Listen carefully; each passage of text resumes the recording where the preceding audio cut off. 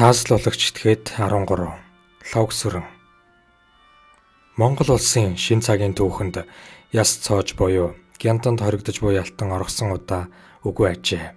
Харин газар сайгүй сахилга хариуцлага суларсан өнөө үед л хатуу чанга тэглэмтэй гяндангийн олон давхар хаалганы цоож зүү цуурга нүртэл суларсан гэдгийг 1996 онд Авдрантын гянданд гарсан аимшигт хэрэг явдал тод харуулсан юм. Шорон биш гянданд шүү. Гяндан байна юу лээ? Онц аюултай хүнд гэнт хэрэгтнийг хаашинч гарахгүй олон давхар цоожны цаана бат бөх дөрвөн хааны дотор ганцаарнг нь хэдэн жилээр 20 суулгаж залхаан цэрлүүлж ялдаг газар. Ийм нөхцөлд хүн сар жил байтугай өдөр хоногийг илээхэд хэцүү. Амьдараа бие сэтгэл нүхдэг тамийн газар. Ингэж л хамгийн хүнд ялтан хамгийн хүнд нөхцөлд ялаа эдэлж байдаг үлээ. Авдрантад ял эдэлж байгаад оргосон 3 этгээд бол үнэхээр л гянданд ял эдлэх тэрж байтугай тухайн үед нь буудал зохих ёстой байсан тэнэг араатнууд. Нандтын Логсөрөн 28 настай. Урд нь ял эдэлж байсан ч 1992 онд цагдаа бэг 7 удаа хутгалж амь насыг нь юу ütгсэн. Төмөр замын шүүх дүүнд цаазын ял өгсөн боловч ерөнхийлөгчийн зарилгаар амь хилтрүүлж 20 жил өгсөн. 20 жилийн 10-ыг нь гянданд эдлүүлэхээр заасан. Монголын түүхэнд ийм юм даанч байхгүй. Учир нь гянданд амьд хүн 10 байтугай 5 жил дэслэгүй өөхөх тийшээ ханддаг гэдэг.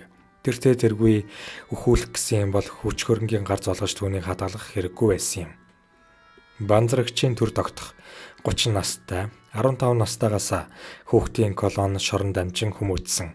Урд нь 6 удаа ял шийтгүүлж байсан ба хамгийн сүүлд хүн амны хэрэгээр 1995 оны 5 дугаар сард 25 жилийн хорих ялаар шийтгүүлсэн.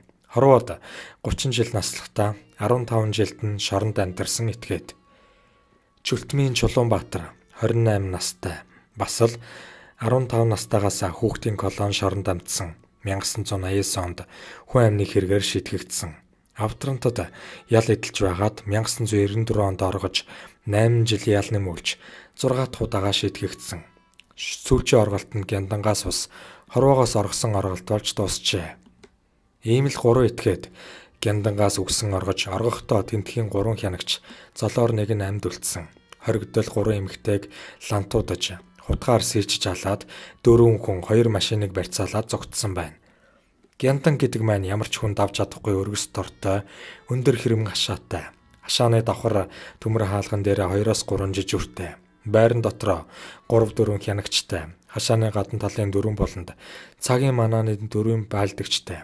Товчоор хэлбэл нэг ээлжинд 10 гаруй хүн ажилладаг газар. Тэгвэл ийм газраас яахаараа хоригдол газар нөхөлж мөлхөөгүй. Далавч ургаж нисээгүй атлаа гараад алга болдог байна.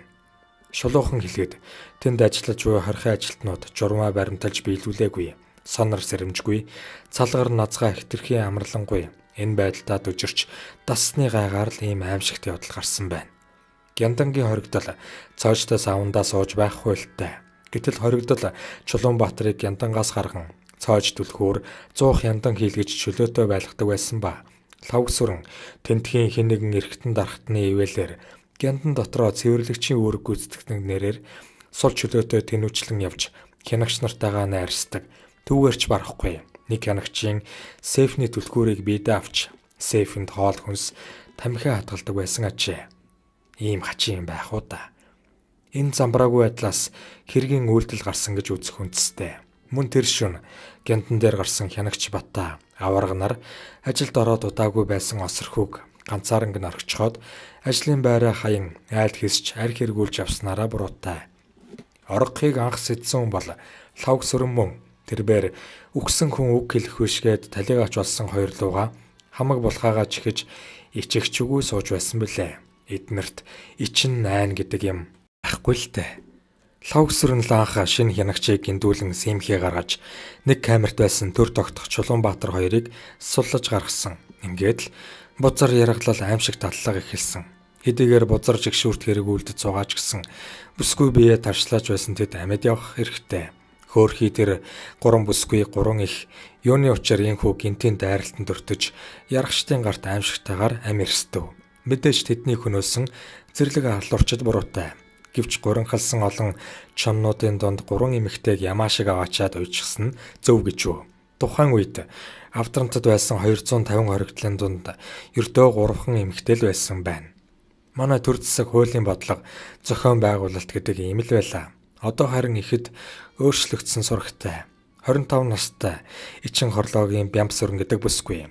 Би хорвоод үнэн ч ир хүн хааж байхгүй яс махандаа шингэтэл мэдэрсэн. Би бүх ирчүүдийг үзий яддаг. Үр хөөгттэй болох юмсан гэж хаяа боддог л доо. Гэвч ийм бузар муухай ирчүүдийн дор хэвтэж төвчгүй гэж эрс шулуухан хэлж эцэст нь ээжээ охиноо уучлаарай. Намайг байхгүй хэмээн бодож сэтгэлээ бариарай гэж байжээ. Үнэндээ бол Бямбсүрэн хүн алаагүй. Харин сэдэж зохион байгуулж хамт байлдсан аж. Хамт явсан залуу ангич жаргал нь хөлсний тэрэгний жолоочийг 2 утгаснаас тэр хүн нас барсан юм билээ. Бүсгүй заяанд өөрч алдаж эндэж явсан энэ эмэгтэйд хуульчид дэндүү хатуурхаж гянданд аваачж орхисноос л тэрээр залуу сайхан насандаа алуурчны гарт амирсдсан байна. Харин хамт амирсдсан цагаан мөг чимгээ нар бол төрүүлсэн их төрсөн үрээ цааш нь харуулсан нүгэлтэй хөөхнүүд. Бямбсүрэнгийн энэ үхэл хуульчдад сургамж болох болтугай. Ийхүү бозруулай босромог явдлын улмаас 1996 оны 1-р сарын 4-ний өдөр бидний цөөн монголчуудын дундаас 7 хүн хорвоог үрд орхин одов. Бидний улс эв саналаа нэгтгэж гэдэг шиг манайхан үйлс зоргоо нэгтгэн нэгэн хүчээр хөдөлбөл юу ч ялан дийлж ямар ч ажлыг хийж бүтээх хүч болцоотой гэдэг нь энэ хэрэг дээр ажилласан байдлаас тод харагдаж байлаа. Зэвсгэлсэн ялтнууд хүмүүсийг барьцаалан оргосон тухай мэдээ авмагц цагтаа хорих байгууллагын лүн зээл жаргалан цумын засаг даргын тамгын газрынхан ард иргэд эрвих дэрвихээрээ хүч санаа тавин оролцож ялтнуудыг мөрдөн хөөх, отох, баривчлах, нутгийн ард иргэдийг гэмт халдлагаас хамгаалах ажилд их орны цэрэг ёсоор хөдөлж цагдааdaa тусалсан сайшаалтай. Батлан хамгаалах яамныхан нислэг тэрэгтэй экипажаа гаргаж тусалсан. Манай цагдаагийнхан онц хүнд ноцтой хурц эмзэгтэй ямар ч үед ямар ч дайсантай тэмцэж ялан дийлэх дадлага туршлагатай цэгцэрсэн айрамтай болж чадсан бахархмаар амь өрссөн үед байлдааны тактик оновчтой боловсруулж хүн хүч зэвсэг техник хурдан маневрлаж цохилтын хүч галын тусглаа дайсны үүрэнд шууд хүрэх чадвартай болсон нь оргосон ялтнуудыг барьцлах явцаас харагдаж байлаа.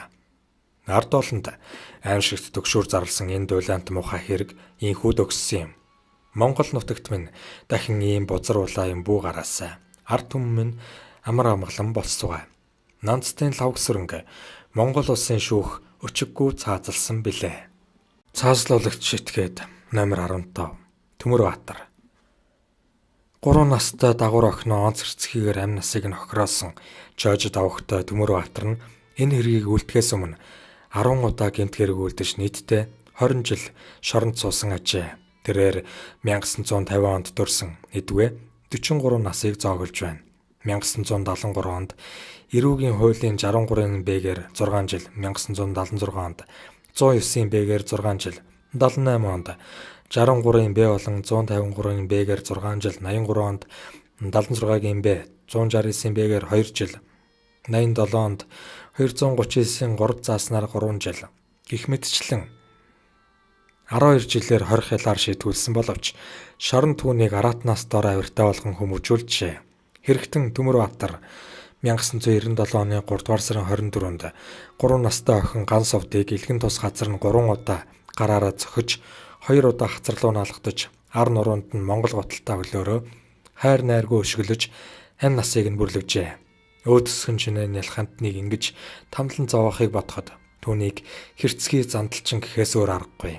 Мөн 1996 онд бусдын 4 тооны үхэр 2 тооны адуу улгайлсан гэмт хэрэг үйлдсэн болох нь нотлогдсон байна.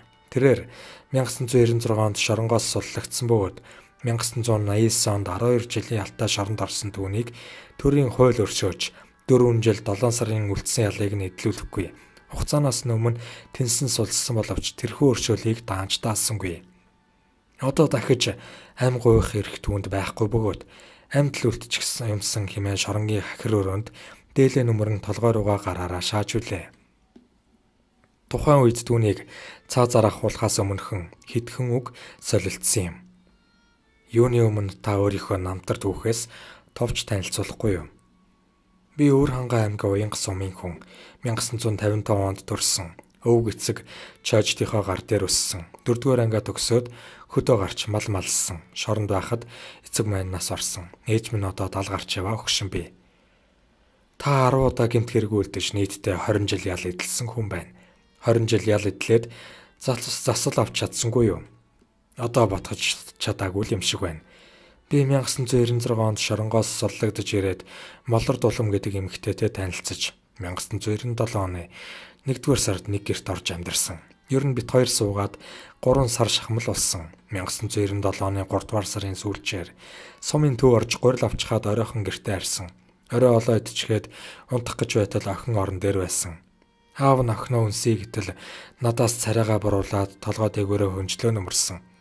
Тэгээд л миний уур хурж зодсон юм. Зод болсныхаа дараа эцсэн хоолоороо бөөлжж байснаа гинэ тухайн алтан ойтсон. Хөөрхийн ялхантныг өрөвдөх сэтгэл төрсөнгүй юу? Одоо бодоход би дааж муухай тэнэг юм хийжээ. Олон удаа шоронд орсон хүн чинь гомдож баярлахтаа амархан болчихдог юм байна. Үнэхээр санаатай алъя гэж бодоогүй л дээ. Муухай хэрэг үйлдсэндээ гэмшээд баршгүй. Уурын мунхаг түргэн зангаасаа болоод ийм хэрэг үйлдчихлээ.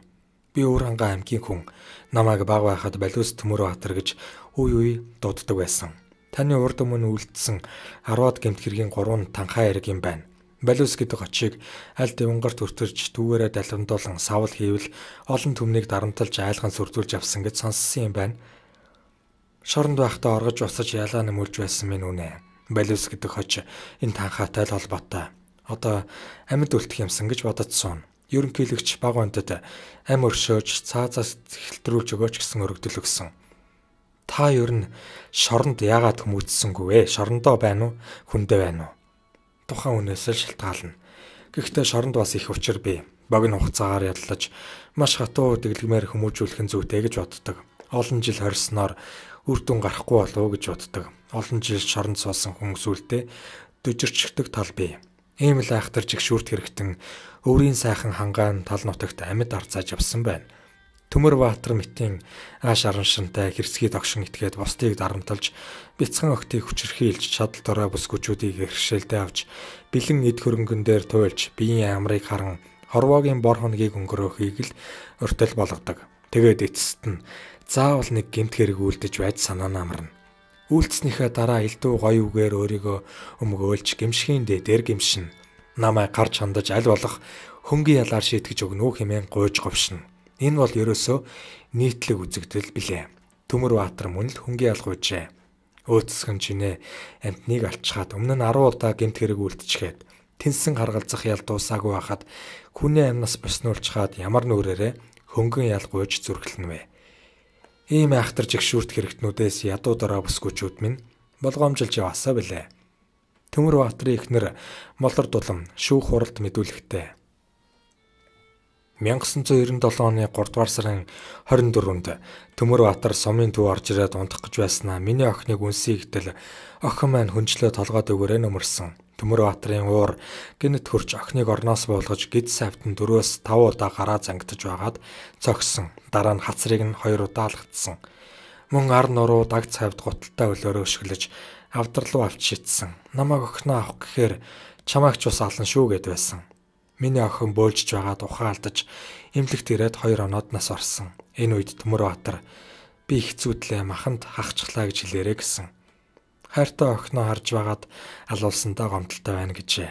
Эцэст нь Өвөрхангай аймгийн шүүх ял шийтгэлгүй тооцох хугацаа дуусаагүй байхад дахин онц аюултай гэмт хэрэг үйлдсэн Чожид авахтай Төмөрбаатарыг онц аюултай гэмт хэрэгтэн тооцож бага насны хүүхдийг бие хамгаалж чадахгүй байдлыг нь далимдуулан онц хэрцгийгээр хохироосон үйлдэлийг нь хүндрүүлэн үзэж төрийн хуулийн дээд хэмжээ цаазаар авах ял оноожээ.